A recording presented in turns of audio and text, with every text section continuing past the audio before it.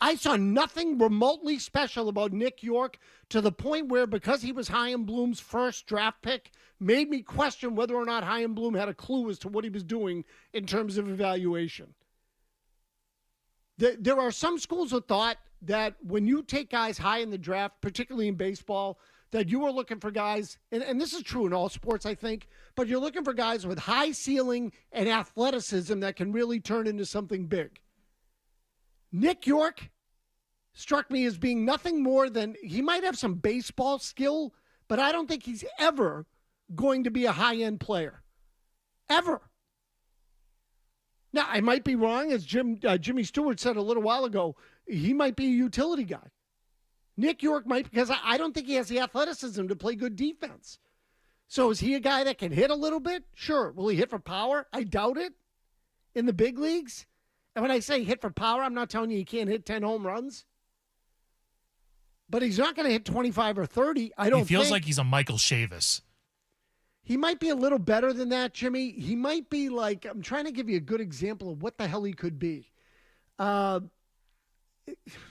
If you could just, off the top of your head, try to come up with the name of a utility guy who didn't play good defense, was at best average defensively at a couple of positions, and could hit for average, but not really some power. And I'm not even sure Nick York can hit for average, but he might be able to hit 270. Eduardo Nunez? Maybe. Nunez, though, to me, had some athleticism. Maybe. That might be okay. Someone like Eduardo Nunez. I'd have to look. I think Nick York walks more. But you get the idea. I just don't think he's not Dustin Pedroia, I'll tell you that. So I don't think you're giving that up. And to me, this is, again, this is why the Red Sox are willing to move him. And when Breslow says in the same breath that we gave up some major leaguers, what kind of major leaguers is he talking about? Nick York can probably play in the big leagues. Is he a regular? Is he part of a championship team? Or is he a guy that's going to fill out the roster in the Colorado Rockies? Or the Pittsburgh Pirates? Or the White Sox. Yeah, is he one of those? Like, calling someone a big leaguer in and of itself sounds like you're giving up a lot. In a lot of cases, you aren't. Otis in Rochester. Go ahead, Otis. Hey, guys, I totally agree. I'm absolutely underwhelmed by the trade deadline moves here. I want to turn back the old company line that they put on us all the time. What is it? They don't want to sacrifice, present wins for future wins or whatever that nonsense is that they're always spitting at us. If Craig got in there and identified a super hot market, and he said that himself, you have got to move some of these pieces. You have got to move Pivetta. You have got to move Kenley. And if you want to do these smaller moves as well, great, totally fine. But I'd be interested to see where those guys would slot into the Sox system, because we want the top three. We want the big three there. But you really got to see, do you want the big six? Do you want the big nine for 2 months of Nick Pivetta? Okay, Otis, hold on 1 second. Did you say you would have traded Jansen? Yeah, absolutely. Okay, so again, then you want to give up. That's what you want to do. You want to give up. I don't want to give up. They're in it. And when I say in it, the playoff race. What a horrible message that is to send to your fan base. This is the one that goes right up my ass. I don't get that logic. So you got guys on your team. You ask them to prepare for the season. You ask them to get in shape. You ask them to build up their durability so they can play longer seasons. You ask them to do all these things. Then they get into the season. They play the games. They're in a playoff race, and at one point they're in possession of a wild card spot. You get to the trading deadline, and you're going to trade the closer, the second best home run hitter on the team, and Tyler O'Neill, and I'm just throwing names at you now, and one of the few functional, reliable, durable starters you have in Nick Pivetta. You're going to trade all that away? That's just a horrible, horrible message to the clubhouse. And worse, it's a horrible message to your fan base. What Craig Breslow told the Red Sox this year, told Red Sox fans, and told the players, the uniform personnel, was that he was going to pick a lane. That was his term. Pick a lane. Which way are you going to go? I still question whether or not he picked one. Tony, he didn't. Here's why, and I said this on trade So, deadline day. Jimmy, hold the thought. Sure. Hold the thought. We can compare notes on the other side. Hang on, let me write this down, Tony. Yep, so we don't forget. Kyle Fabrizio's Get Your Headlines. Don't go anywhere. Sports Hub headlines. The Patriots wrapped up their second to last practice before the team's first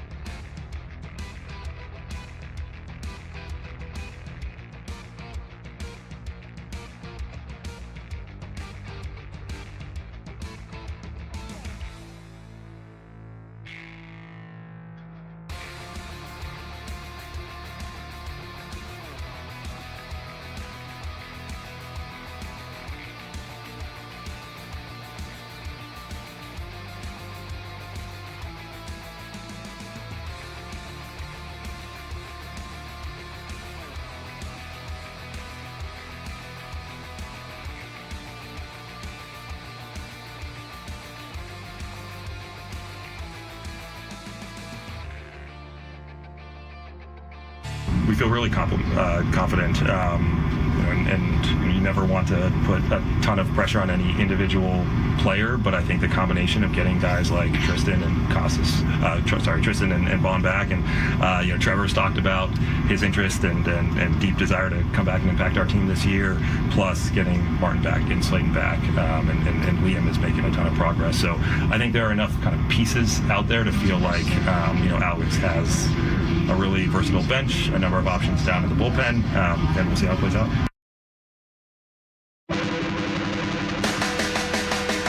Again, that's Craig Breslow. It's another thing, too, the way he describes that. Alex has options at his disposal, pieces in the bullpen. That's how the Tampa Bay Rays build their teams. And again, I know it's a rebuilding year and all that crap, but get used to it. This is what the Red Sox are going to be. This idea of mixing and matching and letting the manager pull all the strings and get the right matchup and win 88 games and get into the playoffs and then lose to a team that has more talent. So, and I'm going down the road now. They're going to try to draft their superstars, which, again, brings me to a bigger question, bigger issue that I may have to put off till tomorrow night, but we'll see if I get there. Anyway, to go back to the kinds of deals and whether or not Craig Breslow picked a lane, quote unquote. He said he was going to pick a lane, buy or sell. Jimmy Stewart, did he do that? I think on the record he did, but I think off the record that they tried to deal Jansen before the deadline because they saw what the price of relievers was going for. You mean you mean Kenley Jansen? Yes. Okay, yep. Go ahead. And I think that within the last 2-3 hours of the trade deadline, Breslow tried to make a deal to deal away Jansen. Okay, and look again. Maybe were there reports of that, Jimmy? Again? Me and a brown check mark. Okay, all right. And now look, I'll take your word for it. So this idea that they were going to quote unquote pick a lane, I think is a lie. I mean, and this is really the big difference between Chaim Bloom and Craig Breslow. I think that Breslow, or at least the Red Sox with Breslow in charge, tried to make it more clear to fans what they wanted fans to hear. Bloom actually came out and told you the truth. We don't think it has to be one or the other. Remember that whole controversy? Oh, we can do both. Are you going to buy or sell? Well, why does it have to be one or the other? We can do both. Well, wait a minute. Are you in it or you're not in it? How do you sell from a team that you think is in it? I just think that is, you can say that in theory you can do both. Yes, at the end of the day, your clubhouse is either going to believe you're trying or you're not. You can't have one foot in each lane. And yet, I think Craig Breslow did the same thing. But because he said, pick a lane, and then he said, we're going to stop at the analogies, this team deserves additions, people have kind of bought it. I don't think that they really did. And let me explain. The biggest trade they made was Nick York for Quinn Priester. It was failed prospect for failed prospect. Both of them first-round picks. One was a positional player, one was a pitcher. So the Red Sox wanted the pitcher, and they traded Nick York, who really had no future in their organization, because they have Vaughn Grissom, and they already have Emmanuel Valdez, and they have Marcelo Meyer, and they get all these positional guys. Not to mention, I said Vaughn Grissom, right? Yes. So they had redundancy at the position. Where was Nick York going to play? So they traded him for a pitcher. But what kind of pitcher? A guy they sent to the minor leagues because he's having a crap year. He hasn't really fulfilled his promise, and they're going to work on him and try to get more out of him. So really what that deal was two prospects who needed a change of scenery. And Quinn Priester made his debut in AAA for Worcester yesterday. Jimmy, do you want me to give you the pitching line? Oh, yes, because you have so much glee and joy as you're about to deliver this. So yes, absolutely. Okay. And again, I wonder how many people out there like the Tyler Millikins of the world actually know, if I just give you the numbers, know what they represent in the pitching line. Oh, spare me. Okay, the first one's easy. 2 1/3. 6, 8, 8, 4, 4. Oh, my goodness. That's terrible. 2 1/3 innings, 6 hits, 8 runs, all earned. Ugh. 4 walks, 4 strikeouts. Ugh. The batting average against him in the game was .462. Ugh. Okay, Isn't that what Nick York was hitting at Worcester? So he was in the 300s, I think. Low 300s. No, but Worcester's a bandbox. So, but this is the point. He's terrible. Well, he was yesterday. Whether or not they can fix him, I don't know. We'll see. But the point is that was the biggest trade they made. The biggest trade they made was for a future guy to bring young pitching into the organization that had some upside, at least in theory. That was the biggest deal. That was a future deal. That is a deal for tomorrow, not for today. So, yes, Craig Breslow straddled the lanes. He had 1 foot in each lane. Maybe he was leaned a little bit more into the buy lane than the sell lane, but he traded Nick York for a future piece is what he did. Tim in Worcester. Tim, go ahead. Yeah, it just feels like with all the hitting depth they have, that taking the risk on the pitcher just makes way more sense.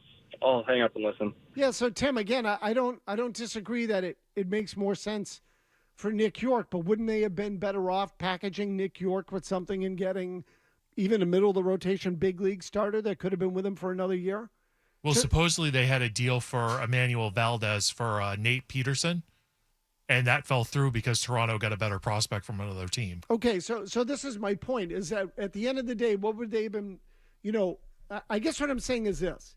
We can make arguments for both sides in terms of whether you wanted to add at the deadline, you wanted to sell, whatever. You get the idea. But if the Red Sox wanted to send a message to their fan base, let alone their clubhouse, that they were looking to add to this year's team. See, I look at the trading deadline as a pretty cut and dried thing, and maybe that's my problem. But to me, it is a time when if you're in the race and you believe in your team, you trade some of the future for some of the present. That's what you do. When you don't believe in your team, you do what the caller said a segment or two ago, and they should have traded Kenley Jansen. They should have traded Tyler O'Neill. They should have cut bait with those guys, fortified the minor league system even further, and built for 2025 and beyond. You trade some of your present for part of your future. Jansen's a free agent at the end of the year. Kenley Jansen, he's gone. Tyler O'Neill's going to be free agent at the end of the year. He's gone. So cut bait with those guys. Get something for him. The equivalent of, Wilyer Abreu, whom they got for Christian Vasquez. And then maybe you have something to build around in the future. The biggest deal the Red Sox made was for a future piece. So I don't know how anyone can believe that they picked a lane, quote unquote, when they really tried to accomplish two things at the same time. The biggest deal they made was to move Nick York. And they got another prospect for him coming back. So it didn't change the timeline at all with what they wanted to do. In theory, it reinforced it. Priester, in theory, should be competing for a big league job next spring. He was already in the big leagues with the Pirates. They sent him to AAA, see if they can get him sorted out. His first game, he got his brains beat in. 2 1/3, 8 runs. Nice outing. The big picture question I have with the Red Sox, I'll get to in a moment here, but Ferd in Worcester. Go ahead, Ferd. How you doing, Tony? Welcome back. Thank you. Go ahead. The line that you had on that Priester kid, I mean, do you think they should have sent him down to AA first instead of having him shelled in AAA? I'll wait for your answer. Have a good one. Okay, so my answer for it is no. He was in the big leagues this year. I'll look up I have his numbers here. I can tell you what he did in AA a year ago. He's had some success. He's only 23 years old. He's still a kid. Let's see. if I can give you the exact numbers. So great. In 4 years, he'll have figured it out at age 27, because that's what happens when you do these lottery tickets is they get to an age and it's like, oh, well, they're just figuring it out now and they're contributing. So great. We got to wait 4 years for this kid. Okay, so last year in AAA, he went 9-4 with a 4.00 ERA. That kind of sucks. So, but it's not horrible, Jimmy. I mean, there's nothing wrong with that. But a first-round pick, Tony, I expect better. Okay, in 2022 at AA, he was 4-4 with a 2.87 ERA. So 75 strikeouts, 22 walks. Those are good numbers. He's proven he can pitch at AA, basically. He's proven that.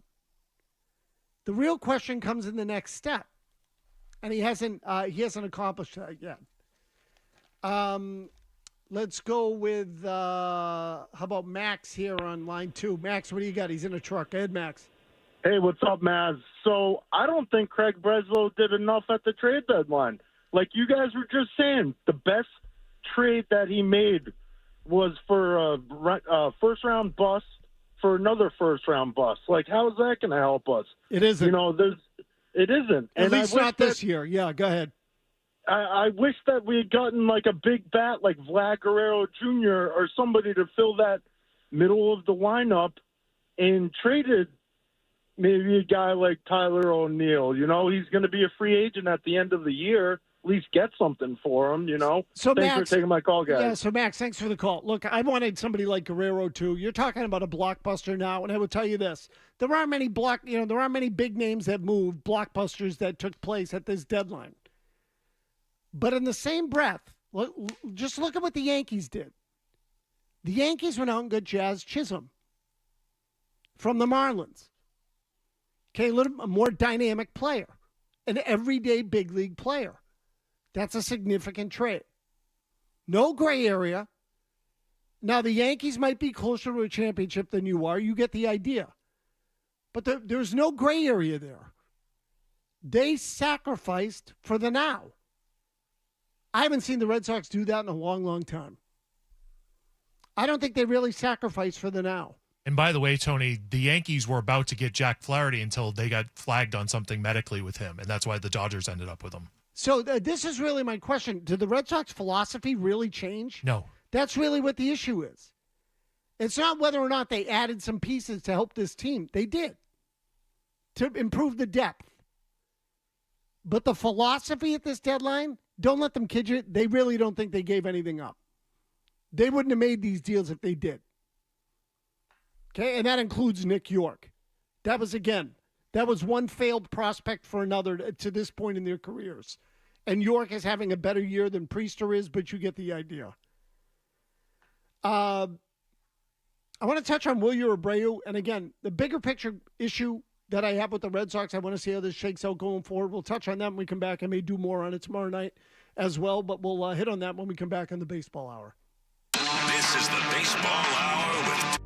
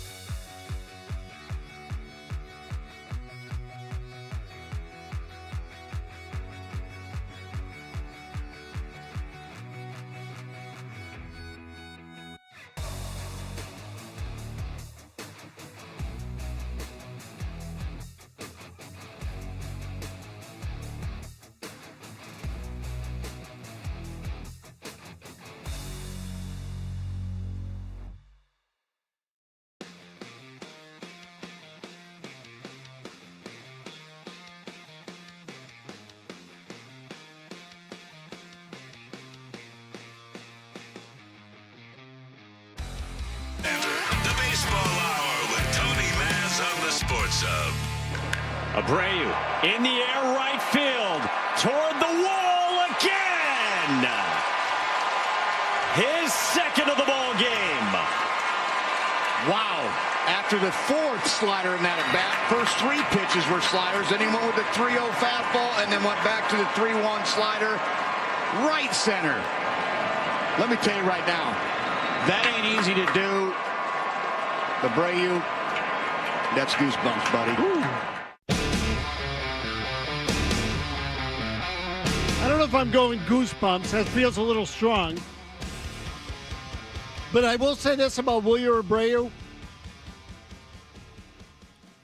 The performance yesterday was impressive for this reason.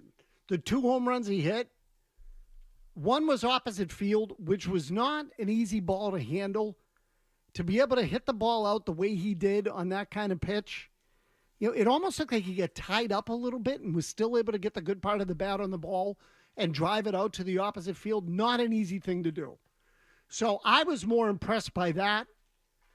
The other one came off a left-handed pitcher. It was a hanging breaking ball on the inside, or caught too much of the plate, I should say. I don't know if I'd call it inside. It was more in the middle. But regardless, he hung in there. So typically with, any hitter, but particularly left-handers, you're going to say, okay, well, with any hitter, you're looking for opposite field power. If you have opposite field power, that's a good sign the power is real.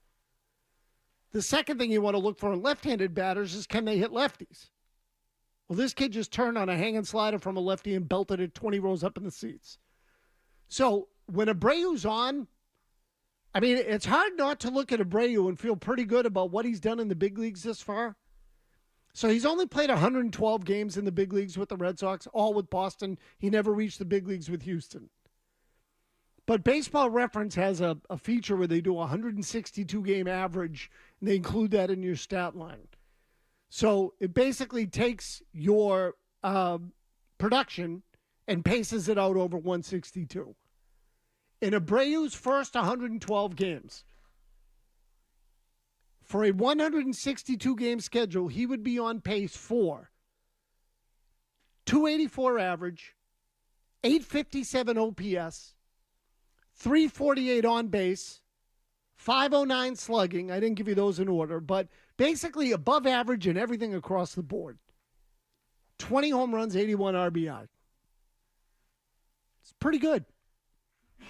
Now, does it make him a Hall of Famer? No. But that's an everyday big league ball player. 275 right now, just for this season. But I'll give you the career numbers for him. 284, 14 and 56 in 112 games. Over 162, that would be 284, 20 and 81. Pretty good. Pretty good. The Red Sox have a player there that should be able to help them. The point I was going to make about the Red Sox in the long term and what concerns me, I'll save that for tomorrow. We'll do it tomorrow night. Trivia Tuesday as well. Joe Murray's get you for the rest of the night. Kyle Fabrizio as your headlines. That's coming up next. Don't go anywhere. No commercials. From the Town Fair Tire Studios, Celtics, the Patriots.